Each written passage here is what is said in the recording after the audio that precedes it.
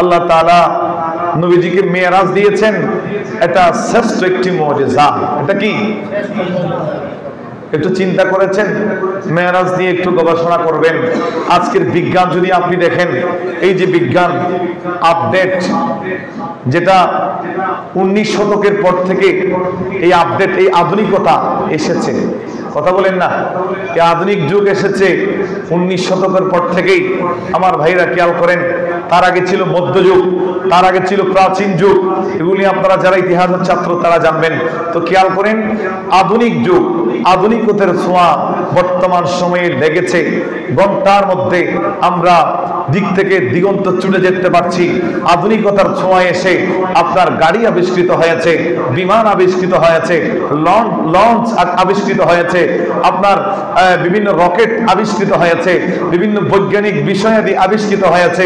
মানুষ এমন পাওয়ার পেয়েছে, মানুষ আজকে দিক থেকে দিগন্ত ছুটে গিয়ে রকেট দ্বারা, বিভিন্ন ধরনের আপনার সরঞ্জাম দ্বারা আপনারা আজকে তারা বিভিন্ন ধরনের সৌরজগতের মধ্যে পদাচরণ করতে সক্ষম হয়েছে। কথা বলেন ঠিক কিনা?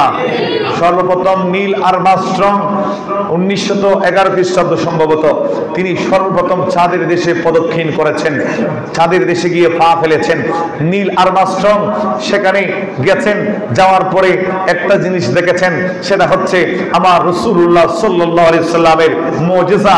আমার নবীজি আঙ্গুল দ্বারা ইশারা করে চাঁদকে দ্বিখণ্ডিত করেছে।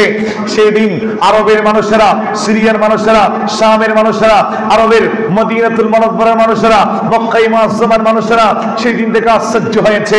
মানুষেরা দেখেছে চাঁদ কিভাবে দ্বিখণ্ডিত হয়ে গেছে, এক টুকরা উপরে রয়ে গেছে আর এক টুকরা জমিনের মধ্যে পড়ে গেছে। উচ্চ শুরু করি সুবহানাল্লাহ। এটা ছিল নবীজির আরেকটি মুজিজা।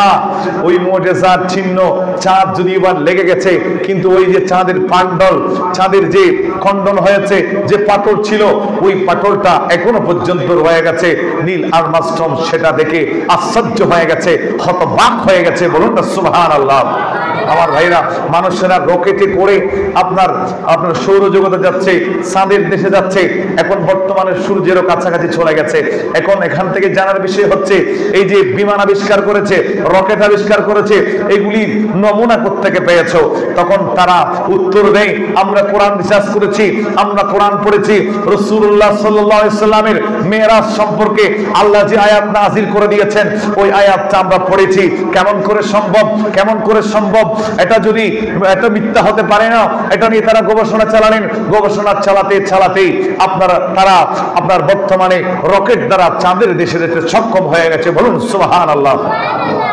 আর জোরে চিন্তা করেছেন, আমার নবীজি সেই সময় বোরাক দ্বারা নবীজি আল্লাহর প্রদত্তিত, আল্লাহর ওই জান্নাত থেকে প্রেরিত বোরাক দ্বারা নবীজি বোরাকে সাওয়ারি হয়ে আপনার দিক থেকে দিগন্ত ছুটে গিয়ে লা মাকান লা জামানে চলে গিয়েছিলেন। বলুন সুবহানাল্লাহ।